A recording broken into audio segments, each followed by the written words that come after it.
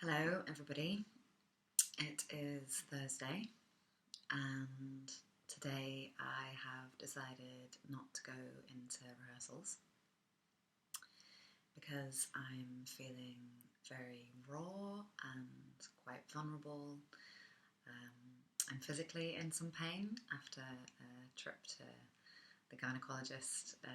Actually, it wasn't a gynecologist, it was a cervicologist, but they've got a different name that I can't remember. But I was there in the hospital on Tuesday, and my body feels like it's been through a bit of a ringer. And I'm feeling very emotional today, and feeling a lot of grief, and a need to be soft and gentle, and cry, and curl up in the bed, and be in the bath, and and I decided I really wanted to speak about that in my vlog for the day. I'm literally never going to get used to saying that word. Because it feels like a really important thread of the show and a really important reason for why I am making this work, is that I feel that we have a lot of cultural narratives of shame around feelings and around emotionality, and a lot of cultural narratives that say that it's not okay to be sad, that it's not okay to be vulnerable, that it's not okay to cry, that it's not okay to feel like we can't do something, that it's not okay to feel like something is too much, that it's not okay to say that you're not okay, that it's not okay to be struggling, that it's not okay to feel desperate, to feel alone, and this has been the navigating, finding a way to allow myself to be those things and allow myself to communicate those things to the people in my life and allow myself to listen to those things and allow myself to feel them has been a massive journey of unlearning what I felt I was taught by my culture and relearning what feels healthier to me, and being able to cry when I feel sad, and being able to be angry when I feel angry, and being able to say no, that's too much, and listen to my body instead of pushing with this kind of mechanical, have to go to work, have to keep going, have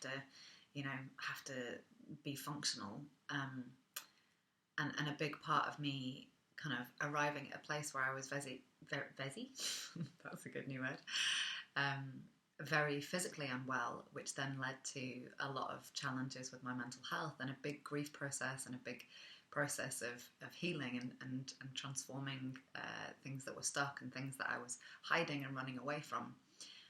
was that I was working incredibly hard and trying to ignore my body and kind of fit in with this social idea of, keeping going and putting the I'm fine label on everything. And particularly working in the theatre, you end up working incredibly long hours, and there's huge conversations now around, mental health in relation to the theatre and the arts, because there are lots of expectations around, the hours that you need to keep, and this idea of being invincible. And I also feel like there's a lot of gendered stuff in that, and that I know a lot of men particularly that have really struggled, and still really struggle to allow themselves to feel sadness, to feel grief, to feel emotionality, and I personally feel like there's a direct relationship between that and domestic violence and sexual violence, and that if we had a culture that was supporting our men, but everybody, our men, our women, our people of any gender, if we had a culture that was supporting people to feel the sadness when they feel it, to find healthy spaces to express anger, to be able to say that you're not coping, to be able to say that you're not struggling. I think if this was supported culturally, and if this was not shamed, and if we knew how to do this, we wouldn't end up with the levels of violence that we have, and we also wouldn't end up with the levels of suicide that we have. And that's another thing that I feel there's a lot of shame around, is talking about feeling like everything's too much, talking about feeling like you want to end it all, or you want to die, or you want to give up because it's too much to feel everything and feel alone with it. And that's something that I've experienced myself in this journey the last 7 years. It's something that's been a part of this process for me, is coming up against those edges of of feeling like this is too much and I don't want to do this anymore, and knowing that that's never been about a desire to die, and that's always been about feeling like I've got these big feelings and I don't have the cultural language to know how to process them, and I don't have the spaces to take them to, and I have all these layers of shame that tell me that I have to be okay, and I have to be productive, and I have to be working to be a valuable citizen, and I have all these ideas and labels that we have, and judgments around how we should be in the world and how society expects us to be. And at the point where we stop being any of those things and we start feeling the things that society has said we shouldn't be feeling, or that we're failing if we're feeling those things, then it can become a trap, and we can isolate ourselves, we can detach ourselves, we can drown. And for some people that leads to them, ending their lives, that leads to them feeling like, they can't go on. Or for some people that leads to them committing acts of domestic or sexual violence, because there are all these feelings that are being repressed and denied and shut down, and there isn't space for them to be shared and communicated and understood and held with compassion. And yeah, I feel really passionately about it, and it's really important to me on a personal level because of my journey in life, and relating to people that I know who've committed suicide, relating to people that I know currently who are really struggling, and noticing that we still have these ideas often culturally that our individual struggles, and I'm doing this for struggles because again, I think we label like sadness as struggling, or we label grief as struggling, or we label feeling like we can't do something as struggling. And actually, perhaps that's just part of being a human when we don't have the right support structures in place, and even the labeling of it as struggling is kind of a judgment that can leave you feeling like you're failing somehow. So even within that, there's kind of a cultural narrative or judgment of how we should be, and that if we're these things, we're struggling because we're not managing to be these things, which tell us that we're functional and valid socially, or by our peers or our families or whoever.